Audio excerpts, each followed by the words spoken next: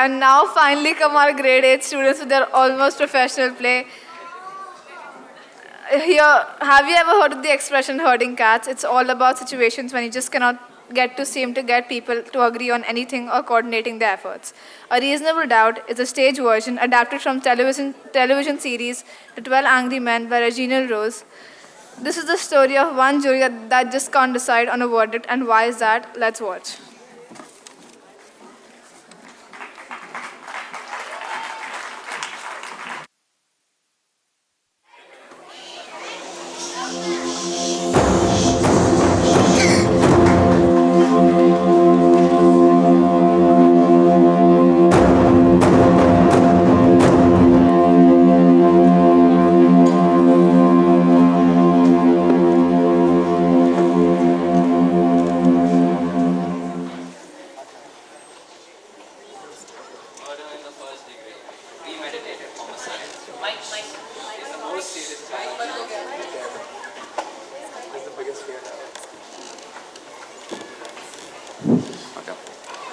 Murder in the first degree, premeditated homicide, is the most serious charge tried in our criminal courts.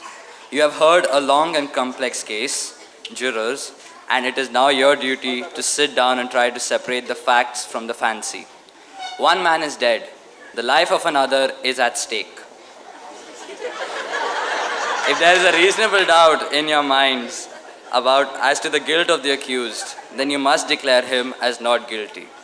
If, however, there is no reasonable doubt, then he must be found guilty. Whichever way you decide, the verdict must be unanimous. I urge you to deliberate honestly and thoughtfully. You are faced with a grave responsibility. Thank you, jurors.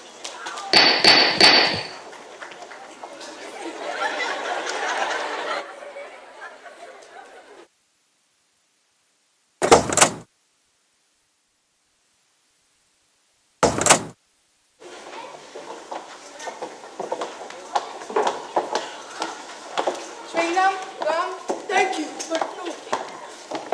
You know something? I know a lot of things. I'm an advertiser. You know thoughts. I never would have known that if she hadn't told me, would you? All I've done all day is sweat. Well, I bet you aren't sweating like that kid who was tried. Okay, gentlemen, everybody's here. If there's anything you want, I'm right outside. Just knock.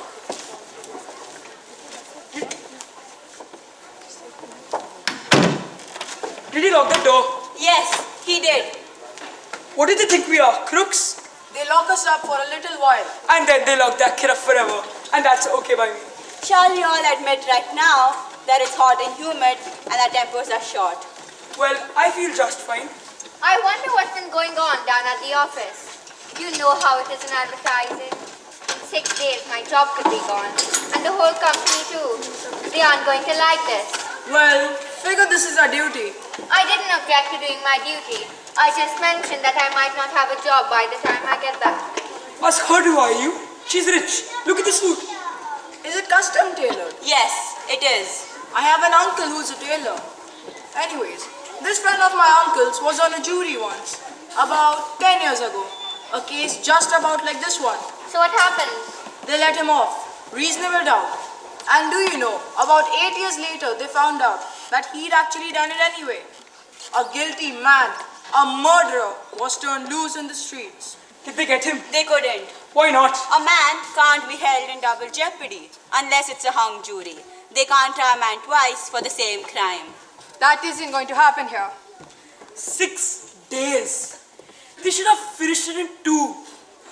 Talk, talk, talk. Did you ever hear so much talk about nothing? Well, I guess they're entitled.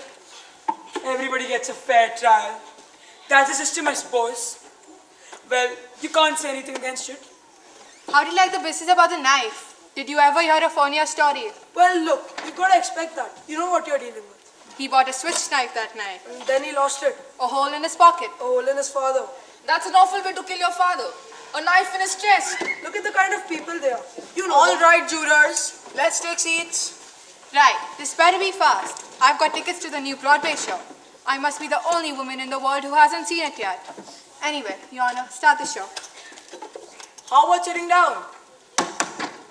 The juror at the window. How about sitting down? Oh, I'm sorry. It's tough to figure, isn't it? A kid kills his father. Bing. Just like that. Well, it's the element. They let the kids run wild. Maybe There are it serves better them right. proofs than some emotion you may have. Perhaps a dislike for some group. But this is open and shut. Let's get it done. All right now, you jurors can handle this any way you want to. I mean, I'm not gonna make any rules. If you want to discuss it now and then vote, that's one way. Or we can vote right now and see how we stand. Let's vote now. Let's vote. All right. Anybody doesn't want to vote? Well, that was easy. Okay. All those voting guilty, raise your hands. 8, 9, 10, 11. That's 11 guilty. Not guilty?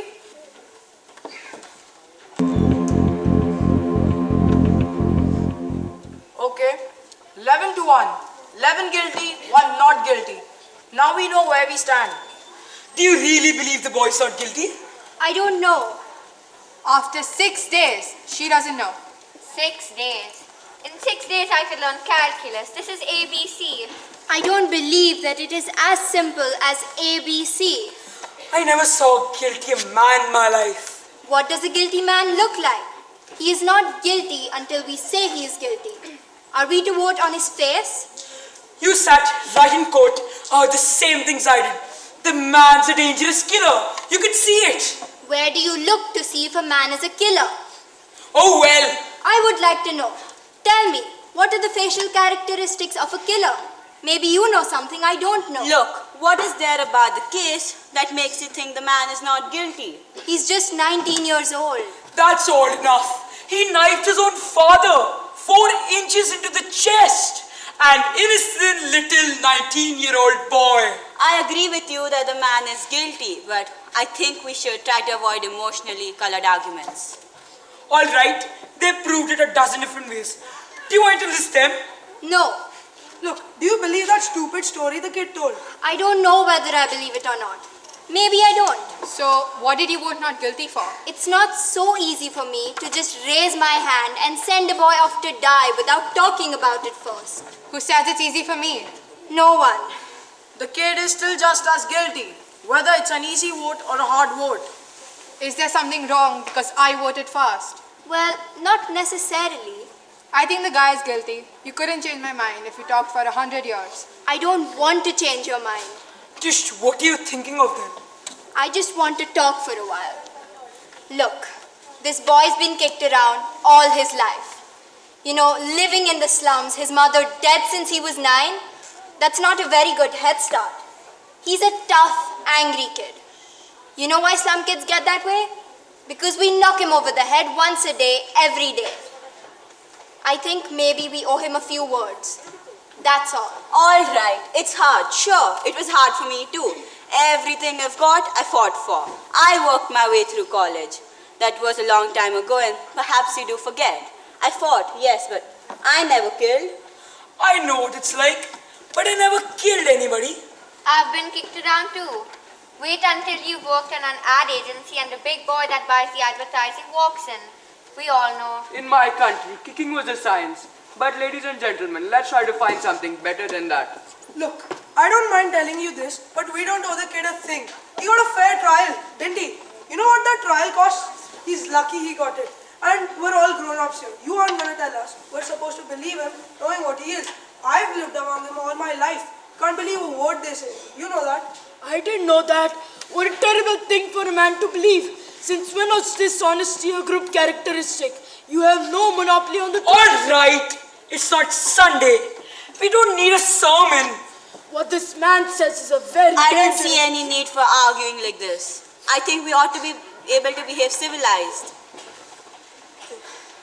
If we're going to discuss this case, why? Let's discuss the facts. I think that's a good point. We have a job to do. Let's do it. I may have an idea here.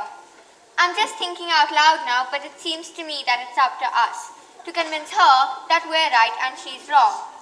Maybe if we each talk for a minute or two, try to emphasize. That sounds fair enough. Very fair. Supposing we go once around the table. Okay, let's do it. Right. We'll start with you. Oh, well, I just think he's guilty. I thought it was obvious. In what way was it obvious? I mean that nobody proved it otherwise. Nobody has to prove otherwise. Innocent until proven guilty. The burden of proof is on the prosecution. The defendant doesn't have to open his mouth. That's in the Constitution. The Fifth Amendment, you've heard of it. Everyone has. Sure, I've heard of it. I know what it is. Well, what I meant to say, that the boy is just guilty. No reasons. Just guilty. There's a life at stake here. Okay, let's get to the facts. Number 1, let's take the old man downstairs on the second floor, right underneath the room where the murder took place. At 10 minutes after 12 on the night of the killing, he heard loud noises in the upstairs apartment. He said it sounded like a fight. Then he heard the kid say to his father, "I'm gonna kill you," and a second later heard a body hit the floor. The man then rushed to his door, opened it, and saw the kid running downstairs and out of the house. He then called the police, who arrived and found the father with a knife in his chest. And the coroner fixed the time of death at around midnight. Right. Now what else do you want? It doesn't seem to fit. The boy's entire story is flimsy. He claimed he was at the movies. Now that's a little ridiculous, isn't it? I mean, he couldn't even remember what picture he saw. That's right. You're absolutely right. Now, listen to this juror. He didn't have any ticket stub. Who keeps a ticket stub at the movies? That's true enough. I suppose, but the cashier didn't remember him. And the ticket taker didn't either. Look, what about the woman across the street? Her testimony don't prove it, then nothing does. That's right. She saw the killing, didn't she? Let's go in order. Just a minute. Here's a woman who's lying in bed and can't sleep. It's hot, you know. Anyway, she wakes up and looks out the window and sees the boy stick the knife right into his father. How can she really be sure that it was the boy when she saw it through the windows of a passing elevated train? She's known the kid all his life. His window is right opposite hers and she swore she saw him do it. I heard her swear to it. Okay, and they proved that you could look through the windows of a passing L train at night and see what's happening on the other side. They proved it. Weren't you telling us just a minute or two ago that you can't trust them, that you can't believe them? So? Then let me ask you something. How come you believed her? She's one of them too, isn't she? You're a pretty smart fellow, aren't you? Now take it easy. Come on now. What are you letting her get you all upset for? Relax. Jurors, they did take us out to the woman's room and we looked through the windows of a passing L train, didn't we? Yes, we did. And weren't able to see what happened on the other side? I didn't see as well as they told me I would see, but I did see what happened on the other side. You see? Do you see? Let's calm down now. It's your turn. I was starting to be convinced, from the testimony with the people down the hall. Didn't they say something about an argument between the father and the boy around 7 o'clock that night? I mean, I can be wrong. It was 8 o'clock, not 7. That's right, 8. They heard the father hit the boy twice and then saw the boy walk angrily out of the house. Right. What does that prove? It doesn't prove anything. It's just part of the picture. I didn't say it proved anything. Anything else? No. How about you? I'll pass it. That's your privilege. And you? I don't know. Most of it's already been said. I mean, we can talk all day about this, but I think we're wasting our time. I don't. Neither do I. Go on. Look at the kid's record. He stole a car, he's been arrested for mugging, and I think they said he stabbed somebody in the arm. They did. At 15, he was sent to reform school. And he was sent to reform school for stabbing someone. This is a very fine boy. Ever since he was 5 years old, his father beat him up. He used his fists. So would I, on a kid like that.